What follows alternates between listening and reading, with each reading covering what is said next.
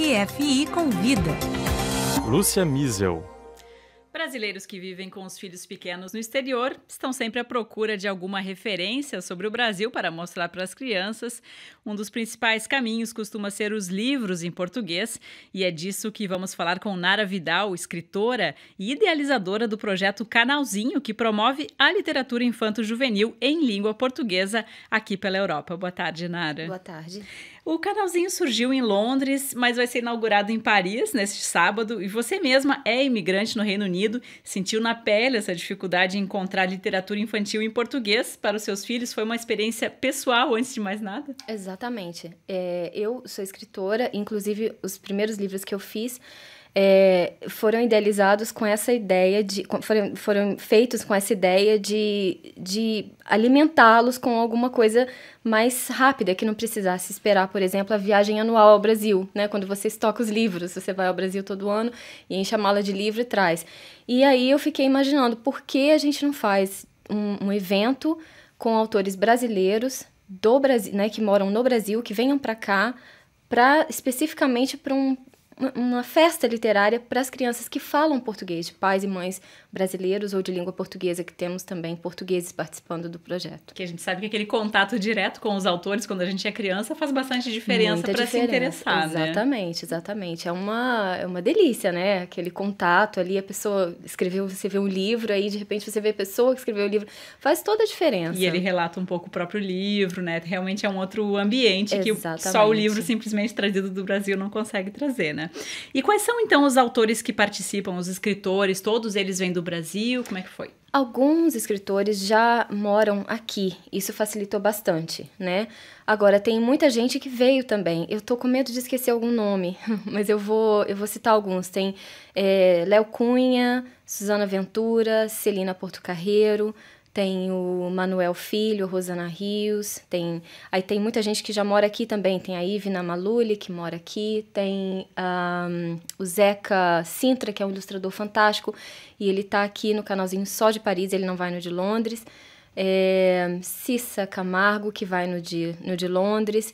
Tem algumas pessoas que não estão participando dos dois. Claro. Então tem só os de Londres, só os daqui. Mas é muita gente boa. Tem a Kátia Gelabert, que vai inaugurar. O primeiro livro dela vai ser lançado aqui amanhã. Ela não escrevia ainda para criança, e amanhã vai ser o lançamento dela. Então, vai ser bacana. E com que tipo de apoio você pôde contar, já que foi uma iniciativa, antes de mais nada, pessoal, como a gente dizia? Né? Foi uma loucura mesmo, uma ideia meio, né, insensata no início. Eu acho que com essa vontade que eu tinha de oferecer esse tipo de evento para as crianças, eu lancei a ideia completamente sem apoio, né? E eu acho que às vezes você precisa fazer isso, porque se você fizer o caminho inverso, às vezes tem muita burocracia, tem muita regra para que você tem que seguir, talvez tenha muita espera, enfim, quando você lança a ideia e de uma forma muito positiva, eu acho que as pessoas se interessam e aí os apoios acontecem. Tem gente ficando na casa de Exatamente. Brasileiros que disponibilizaram a própria casa para receber. Eu acho isso muito legal, porque eu acho isso a cara do projeto, assim, porque é para a comunidade, é para todo mundo. Todo mundo que está vindo por conta própria. É importante dizer isso, porque não é o ideal, né? O certo seria que a gente fosse pago para participar desses eventos, porque é um trabalho muito sério, como outro qualquer. Mas a gente conta com esse tipo de boa vontade, né, dos autores. E tem brasileiros abrindo as casas. Eu vou receber alguns autores na minha casa. Tem brasileiro que é dono de táxi, quer emprestar o táxi para buscar no aeroporto. Nossa, enfim, esse tipo de coisa. É muito legal. Os brasileiros muito legal. dando as mãos aí, uns aos outros, né? Exatamente. E ainda é muito cedo para falar sobre a ambição desse projeto, se você poderia expandir para outras cidades, ou como é que você vê, assim, esse futuro? Pois é, o Canalzinho acabou nascendo e virando, assim, tomando um corpo, uma coisa que eu não esperava que tivesse tanto interesse. Por que ele exatamente para comunidades de brasileiros que moram fora? Eu tive muita procura de outros brasileiros que moram, vamos dizer, na Alemanha, na Suíça, na Noruega, na Itália, e gente também querendo fazer o canalzinho lá, nesses países. E uma amiga minha me disse até isso, eu achei bacana, ela disse que o canalzinho não é um evento, é um movimento. Então, assim, a ideia partiu daqui, mas agora eu espero que ande com as próprias pernas. Eu não tenho que estar em todos, eu lancei a ideia. Agora eu espero que tenha uma longa vida, porque é uma coisa importante, é um projeto interessante. Até porque brasileiros com famílias no exterior tem em todas as cidades, exatamente. Né? Você mesma é escritora infanto-juvenil e agora se lançou na literatura adulta. Você começou a escrever quando já morava em Londres e se interessou em fazer também livros bilíngues desde o início? Sim, eu fiz esse processo bilíngue, sempre foi muito fascinante. Na faculdade de letras, eu fiz letras no Fundão, no Rio de Janeiro, e sempre me interessou muito esse processo de aquisição de duas línguas ao mesmo tempo. Eu sempre achei fascinante.